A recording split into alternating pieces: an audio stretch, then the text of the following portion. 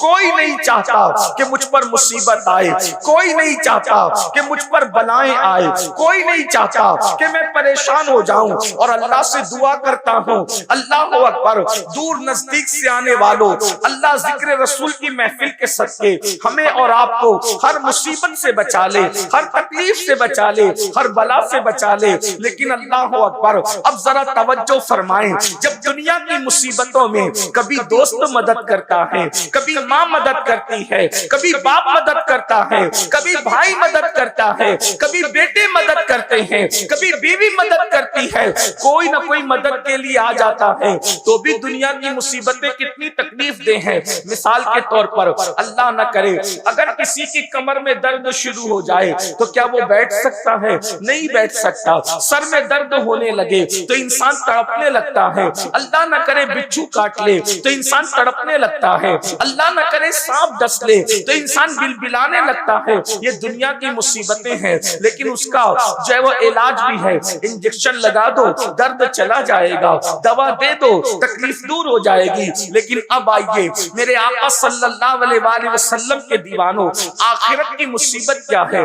آخرت کی مصیبت کو عذاب الہی کہتے ہیں، اللہ کا عذاب کہتے ہیں، اللہ کی پکڑ کہتے ہیں۔ اور اللہ اکبر اللہ کا عذاب جو آخرت میں تیار کیا گیا ہے، کن کے لیے تیار کیا گیا ہے؟ قرآن کہتا ہے ان الفجار لفی جحیم، جو اللہ کے نافرمان ہے، فاسق و فاجر لوگ ہیں، اللہ نے ان کے لیے جہنم تیار کر رکھا ہے۔ اور اللہ اکبر یہ جہنم کیا ہے؟ اللہ کے رسول صلی اللہ علیہ وآلہ وسلم نے ارشاد فرمایا کہ جہنم کے اندر آگ ہے، اور اس آگ میں روشنی نہیں ہے، اس کے اندر اگر پہاڑوں کو ڈال دیا جائے تو پہاڑ بھی پگھل جائیں۔ تھوڑی دیر کے لیے تصور کریں، یہ کسی خطیب کی گفتگو نہیں، یہ کسی ادیب کے ادبی جواہر پارے نہیں، یہ کسی مقرر کی تقریر کی جولانیاں نہیں، بلکہ یہ اس رسول کا فرمان ہے جس کے کہنے پر ہم نے اللہ کو ایک مانا ہے۔ یہ اس رسول کا فرمان ہے جس کے کہنے پر ہم نے قرآن کو اللہ کی کتاب مانا ہے۔ تھوڑا تصور کرو، اندازہ کرو میرے بھائیوں اور بہنیں موجود ہیں تو ان کی بھی توجہ۔ اللہ اکبر جس جہنم کے اندر پہاڑ بھی پگھل جائیں، پتھر نہیں بلکہ پتھروں کا مجموعہ، پتھروں سے بنے ہوئے پہاڑ بھی جس جہنم کے اندر پگھل جائیں گے، اس جہنم کے اندر میرا اور آپ کا کیا حال ہوگا؟ اللہ رب العزت سے دنیا کی مصیبتوں سے چھٹکارے کے لیے دعا مانگنے والوں، دنیا کی مصیبتوں سے ڈرنے والوں، ذرا تصور تو کرو، ذرا گمان تو کرو، جس میں پہاڑ پگھل جائیں گے اس میں انسان کی پوزیشن کیا ہوگی، انسان کی ہڈی اور چمڑی کا حال کیا ہوگا۔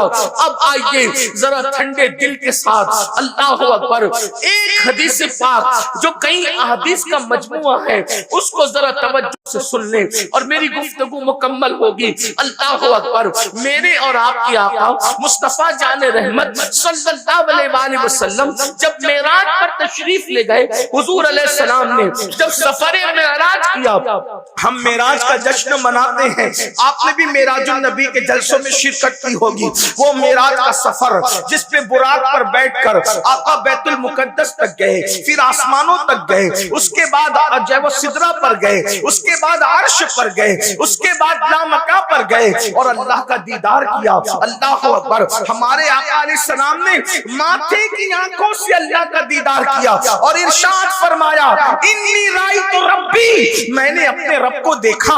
اللہ اکبر خدا کو دیکھنے کے بعد اللہ پاک نے محبوب کو جنت کی سیر کرائی اور جنت کی سیر کے بعد اللہ رب العزت نے جہنم کا مشاہدہ کرایا۔ مشاہدے کا مطلب علماء فرماتے ہیں محبوب کو جنت میں بٹھا کر جہنم دکھائی گئی۔ حبیب یہ جہنم دیکھیے۔ اب اللہ کے رسول علیہ السلام نے جو جہنم کا ماحول دیکھا اس کو بیان فرمایا، اس کو ذرا سن لے۔ یہ معراج النبی کے بیان کا ایک حصہ ہے اور اللہ پھر سوچو کہ ہم کہاں ہوں گے، ہماری کیفیت کیا ہوگی۔ اللہ کا عذاب کیا ہے؟ قرآن کہتا ہے ان بطش ربک لشدید، تیرے رب کی پکڑ بڑی سخت ہے۔ اللہ کی پکڑ سے ڈرو، اللہ کی پکڑ سے ڈرو، اس لیے کہ جب وہ پکڑ کرے گا، جب وہ عذاب دے گا تو بھائی کو پتہ بھی نہیں چلے گا باپ کو پتا بھی نہیں چلے گا, ماں کو پتا بھی نہیں چلے گا. میرے امام کہتے ہیں ان کے سوا رضا کوئی حامی نہیں جہاں, ان کے سوا رضا کوئی حامی نہیں جہاں. گزرا کرے پسر پہ پدر کو خبر نہ ہو, جب بیٹی پہ گزرے گی تو باپ کو پتا بھی نہیں چلے گا, کسی کو پتا نہیں چلے گا. اور یاد رکھنا اگر کوئی سوچے کہ پتا بھی چل جائے تو کوئی کر کیا سکے گا. اللہ اکبر, وہاں تو کسی کو اجازت ہی نہیں ہوگی, وہاں تو کسی کو, اللہ اکبر اللہ اکبر, وہاں تو کسی کی طاقت بھی نہیں ہوگی. میرے امام مزید فرماتے ہیں, کہتے ہیں کہ شفاعت کرے حشر میں جو ہماری, سوا تیرے کس کو یہ قدرت ملی ہے. ارے سب کو اپنی اپنی پڑی ہوگی. اللہ اکبر. اب آئیے معراج النبی میں, معراج کی شب میں اللہ کا دیدار بھی کیا, جنت کی سیر بھی کی, اور جہنم کا جو مشاہدہ کیا اس کو سنے.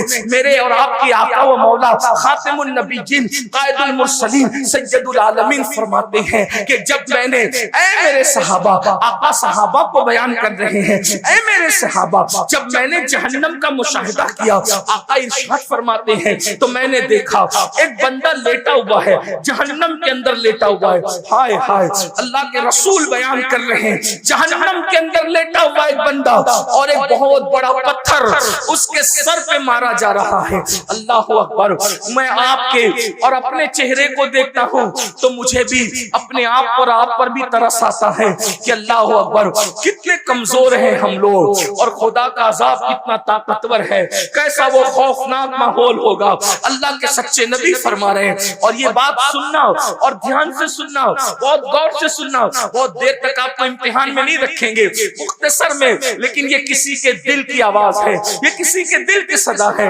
اے میری قوم کے جوانوں, سوچو تو صحیح. اللہ اکبر. جہنم کی آگ پر کوئی لیٹا ہو اور اس کے سر پہ بڑا پتھر مارا جا رہا ہو, اللہ کے رسول بیان کر رہے ہیں, اللہ کے سچے نبی بیان کر رہے ہیں. اللہ اکبر. یہ اتنے سچے ہیں, سچے تو دنیا میں بہت آئے, لیکن میرے نبی اتنے سچے ہیں جن کی سچائی کی گواہی ان کے دشمن بھی دیتے ہیں.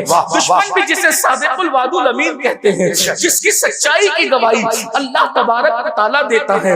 اللہ اکبر. ذرا غور تو کریں, یقیناً آپ کو معلوم نہیں ہے, اس لیے آپ کہیں اور جا رہے ہیں. یہ جلسے اسی لیے تو ہے, ہمارے نقیب صاحب نے اسی لیے فرمایا یہ جلسے اسی لیے تو ہے تاکہ آپ کی معلومات میں اضافہ ہو, آپ کو بتایا جائے, آگاہ کیا جائے کیا ہو رہا ہے. اللہ اکبر. میرے آقا سچے نبی صادق و مصدوق فرماتے ہیں, ایک شخص لیٹا ہوا ہے اور اس کے سر پہ بڑا سا پتھر مارا جا رہا ہے, اور وہ پتھر لڑک کر دور جاتا ہے. وہ بندہ اس کو اٹھا کے لاتا ہے تو پتھر سے جو سر کچلا گیا تھا, وہ شارحین فرماتے ہیں سر وہ پتھر سے جب کچلا جاتا تھا تو وہ سر ایسے پس جاتا تھا جیسے چنے پہ ہتھوڑا مارنے سے چنا پس جاتا ہے, ویسے وہ پتھر مارنے سے سر پستا ہے. اور آپ اس کا اندازہ کر سکتے ہیں, پڑھے لکھے لوگ ہیں, سوچ بوجھ والے لوگ ہیں, جب سر سے پتھر ٹکراتا ہے تو سر کی کیفیت کیا ہوتی ہے. لوگ ہیلمٹ لگا کر سفر اس لیے کرتے ہیں,